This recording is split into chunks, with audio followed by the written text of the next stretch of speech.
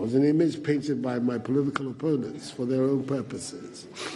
And there are people here who are not my political sympathizers, but who are friends of mine who have known me for a long time, who know that there's nothing wild about me, and there's nothing anyway. Because Prez here, and that there's nothing wild about me. Yes, a man of strong views, and it's difficult for you to threaten me or bully me. I will stand my ground, small as I am. I'll still stand my ground.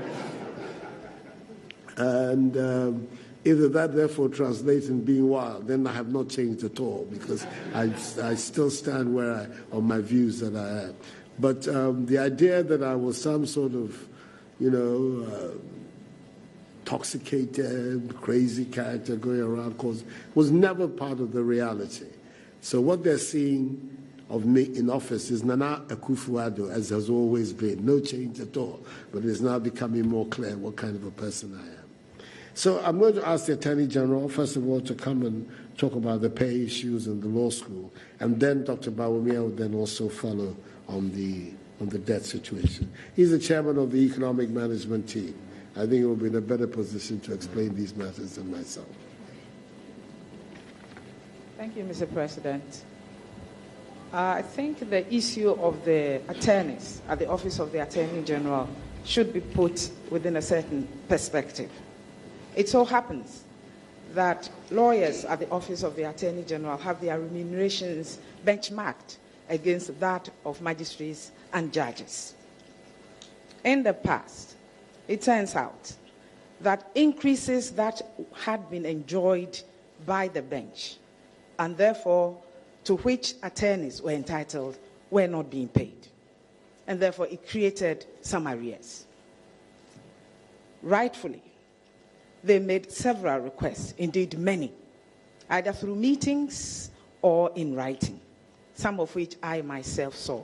Ultimately, it ended at the Labour Commission. Labour Commission then decides that, yes, they're entitled. When I assumed office, indeed during transition, I engaged with them with a view to finding a way of solving it. The President also personally spoke with them. So they agreed to go back. What was not clear was the exact increments that they were asking for.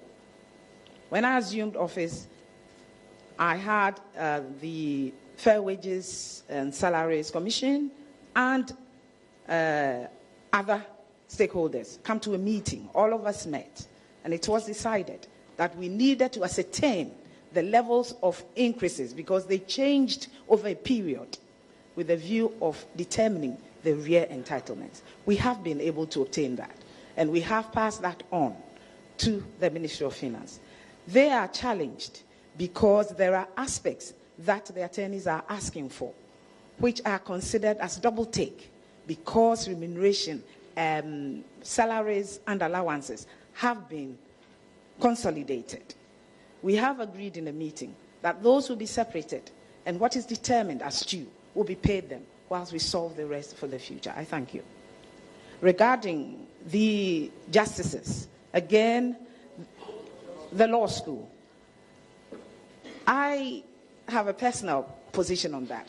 We have a situation such that you have only one school of law, and yet the accreditation is given to many schools, including private ones. So we have a situation on hand where you have many institutions offering law degrees, which qualifies people to enter the school of law. Of course, with one law school in a country such as us, it has not been possible to absorb all the people who are qualified to enter. So some criteria had to be put in place. Unfortunately, the Supreme Court says it is against the law. Some moratorium has been created because you don't want a chaotic situation. But speaking for myself, I think we need to look at, and I said this during my vetting, that we need to open up without sacrificing competence and standards, to open up so that greater numbers of our otherwise qualified degree holders can also become lawyers. Thank you very much, Mr. President.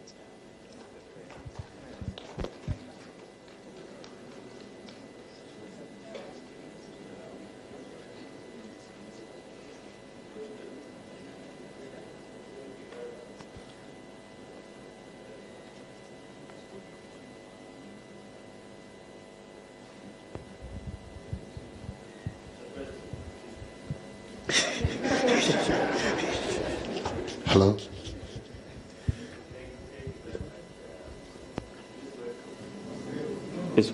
It's working, yes.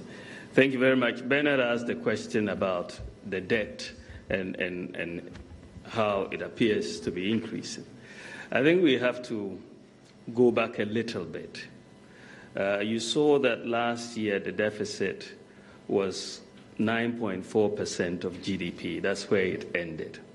And thanks to the Asempa budget, we've gone back on a path of fiscal consolidation to bring back the deficit this year to 6.5% of GDP.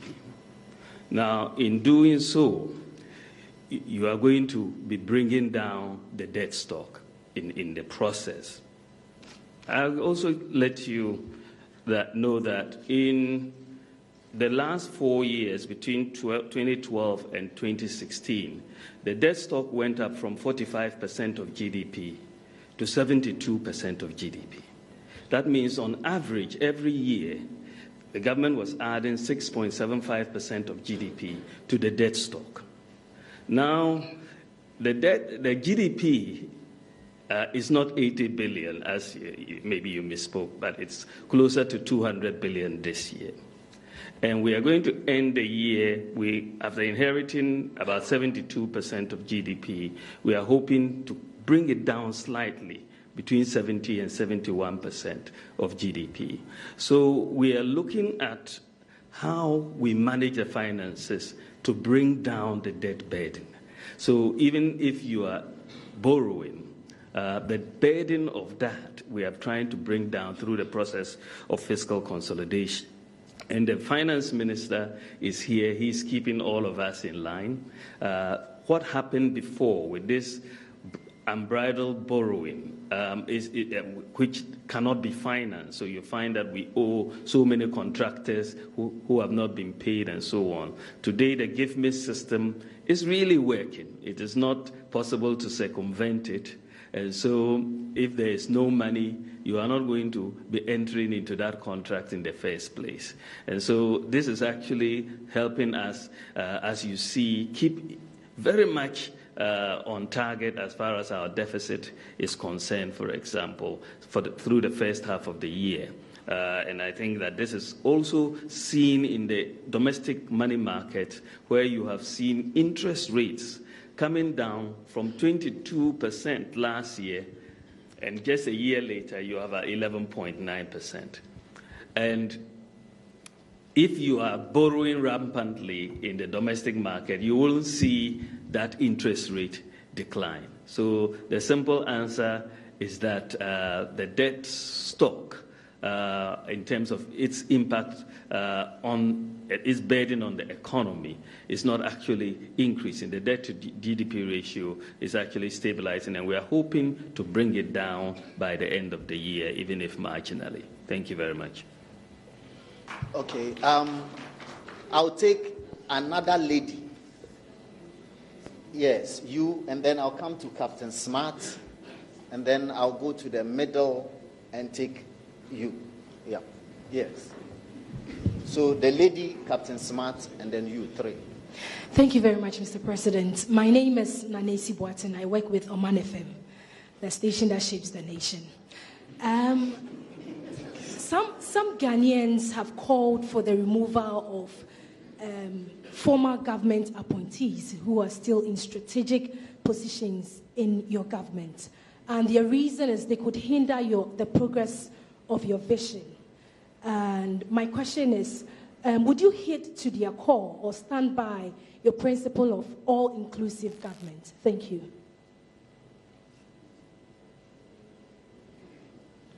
Good afternoon, Mr. President. My name is Captain Smart, Addo FM.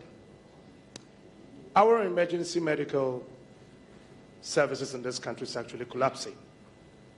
A country of 27 million people, as of 8 p.m. yesterday, we were operating only 31 ambulances in this country.